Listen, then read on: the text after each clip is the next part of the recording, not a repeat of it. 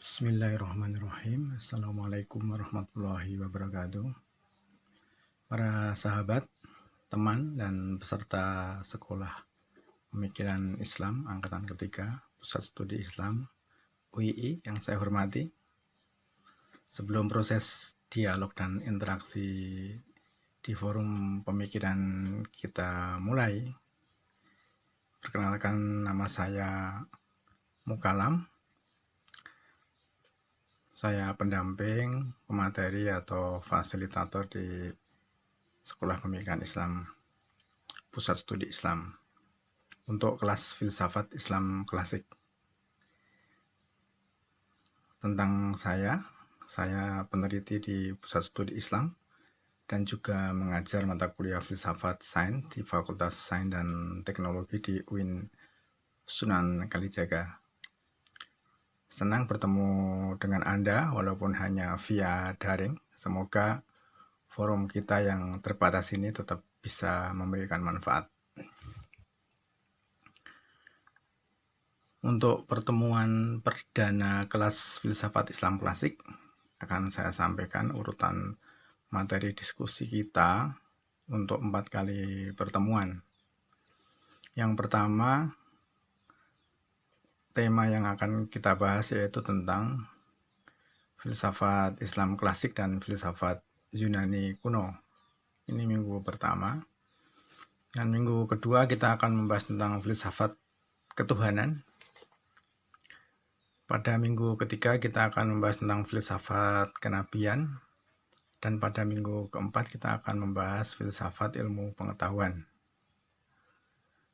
Materi ini akan kita diskusikan, akan kita obrolkan sambil santai di rumah masing-masing. Mungkin kita punya latar belakang keilmuan yang berbeda atau juga sama, tetapi kita bisa bertemu di dalam tema yang sama, yaitu filsafat Islam klasik.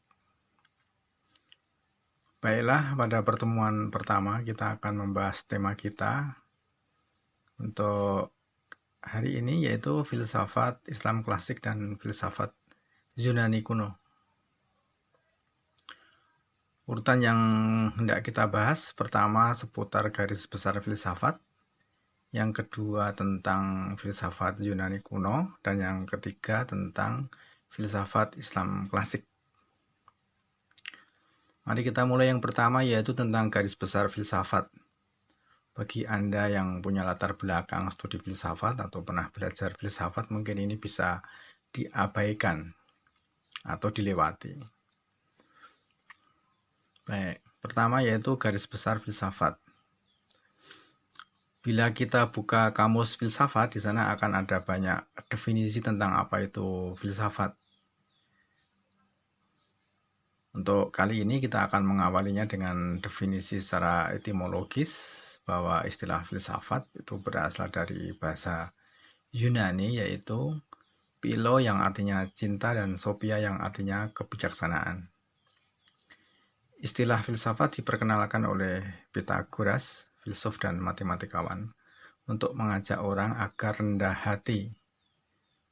Posisi manusia dalam jagat pemikiran hanyalah dalam posisi mencintai kebijaksanaan dan bukan pemilik kebijaksanaan. Maka istilahnya filsafat, yaitu mencintai kebijaksanaan. Di dalam filsafat ada beberapa cara yang ditempuh agar orang dapat disebut mencintai kebijaksanaan. Pertama, yaitu merenungkan hakikat ada atau hakikat kenyataan. Perenungan ini sering disebut dengan istilah ontologi atau metafisika umum. Yang kedua yaitu dengan merenungkan hakikat pengetahuan kita, baik dari segi caranya kita mendapatkan asal-usulnya, strukturnya, atau kebenarannya. Perenungan ini disebut dengan istilah epistemologi. Dan yang ketiga yaitu merenungkan tentang hakikat nilai. Perenungan ini disebut dengan aksiologi. Dalam aksiologi, perenungan yang diarahkan pada nilai kebaikan disebut dengan etika. Dan perenungan yang diarahkan pada keindahan disebut dengan estetika. Ya, itu garis besar filsafat. Jadi bila kita belajar ontologi, kita akan menemui banyak pandangan di dalam ontologi ya, seperti materialisme, spiritualisme atau idealisme, monisme, dualisme, pluralisme, dan seterusnya. Bila kita belajar epistemologi, kita akan menemui banyak pandangan di dalamnya seperti rasionalisme, empirisme, kritisisme, positivisme, dan seterusnya. Bila kita belajar etika, kita akan bertemu dengan pandangan teleologisme dan deontologisme. Bila kita belajar estetika, kita akan bertemu dengan pandangan seperti subjektivisme, objektivisme, ekspresionisme, ekspresivisme. Baik, kita lanjutkan untuk bagian 2 yaitu filsafat Yunani kuno. Untuk memahami filsafat Yunani kuno, biasanya dibuat klasifikasi dalam 3 tahapan besar, yaitu filsafat pra-Sokrates, filsafat Sokrates, dan filsafat post-Sokrates. Untuk pra-Sokrates, sekitar 6-5 abad sebelum Masehi, filsafat Yunani secara geografis berpusat di Ionia, dan secara tematis kecenderungan filsafat pra-Sokrates adalah kosmosentris, yaitu berpusat pada alam semesta. Sebagai misal, Thales, salah satu filsuf awal Ionia, menyebut bahwa hakikat alam semesta adalah air. Kemudian nanti ada Anaximenes menyebut hakikat alam semesta adalah api. Dan Anaxagoras menyebut hakikat alam semesta adalah air, api, tanah, dan udara. Berikutnya yaitu pada masa Sokrates, yaitu abad 5 sebelum Masehi, kecenderungan filsafat berpusat pada manusia atau antroposentris, terutama etika yang membicarakan tentang tindakan manusia. Sokrates membahas tema-tema seperti keberanian, kekuatan, keutamaan, kebaikan, dan sebagainya.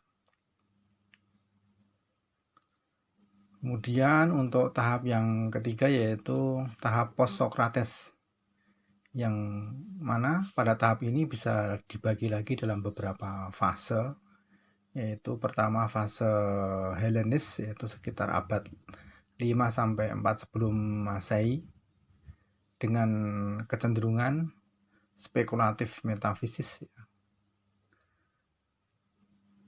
Bila di Athena terdapat nama Plato dan Aristoteles. Plato adalah murid Sokrates dan Aristoteles adalah murid Plato. Fase berikutnya yaitu fase Helenis Romawi, yaitu abad 4-1 sebelum Masehi. Pada masa atau fase ini terdapat beberapa aliran seperti Stoa, Epicurus, Alexandria, dan Neoplatonisme.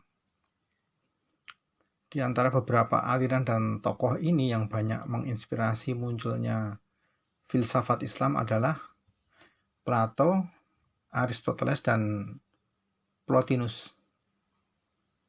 Ajaran Plato tentang idealisme yang membagi dunia menjadi 2 bagian, yaitu dunia ide dan dunia materi, akan diadopsi ke dalam filsafat Islam klasik. Kemudian logika Aristoteles juga akan diadopsi dan dikembangkan di dalam filsafat Islam klasik, terutama oleh Al-Farabi. Sementara ajaran Plotinus tentang emanasi akan berpengaruh besar pada filsafat Islam klasik di dalam menjelaskan konsep tentang Tuhan, kenabian, dan ilmu pengetahuan. Jadi 3 pemikiran filsafat Yunani kuno inilah yang paling dominan mempengaruhi bangunan atau struktur filsafat Islam klasik. Baik, itu bagian 2 singkat dari penjelasan tentang filsafat Yunani kuno. Baik, berikutnya kita lanjutkan pada bagian yang ketiga yaitu filsafat Islam klasik. Pengertian filsafat Islam klasik mengacu pada suatu tahapan historis filsafat Islam yang merentang dari abad ke-7 sampai ke-13 Masehi. Kadang disebut dengan filsafat Arab, kadang disebut dengan istilah filsafat Islam. Bila disebut filsafat Arab, bisa memiliki pengertian filsafat yang dihasilkan oleh bangsa Arab atau filsafat yang ditulis dalam bahasa Arab. Sementara bila disebut dengan istilah filsafat Islam, maka pengertiannya adalah filsafat yang dihasilkan oleh orang Islam atau filsafat yang dihasilkan oleh suatu peradaban Islam. Secara historis, filsafat Islam klasik terbentuk melalui dua fase, yaitu fase penerjemahan dan fase kreasi. Fase penerjemahan mulai dilakukan secara luas pada masa kekuasaan Harun al-Rasyid dan al-Ma'mun, dari bahasa Yunani atau Rusia ke dalam bahasa Arab. Setelah masa penerjemahan muncullah masa kreasi, di mana pemikiran filsafat bukan lagi tiruan persis atau pengulangan dari filsafat Yunani, tetapi mulai muncul pengembangan. Muncullah nama-nama seperti Al-Kindi, Al-Farabi, Ibnu Sina, Ibnu Tufail, Ibnu Bajjah, Al-Ghazali, Ar-Razi, Ibnu Rushd, dan lain-lain. Munculnya filsafat Islam tidak lepas dari berbagai tantangan dari tradisi lain di dalam tradisi Islam juga. Sebagai misal dari kalangan Ahlussunnah garis keras, menganggap filsafat adalah kesesatan, kebodohan, dan juga sesuatu yang haram. Dari tradisi teosofi seperti Al-Ghazali menganggap bahwa filsafat adalah kerancuan, maka Al-Ghazali menolak filsafat. Bahkan dalam konteks kajian orientalis modern awal, para orientalis ini meragukan kemampuan orang Islam untuk dapat berfilsafat. Baik, barangkali itu sedikit tentang pengantar diskusi kita kali ini. Untuk selanjutnya akan kita diskusikan lebih jauh. Terima kasih sudah mengikuti presentasi singkat ini. Saya akhiri. Wassalamualaikum warahmatullahi wabarakatuh.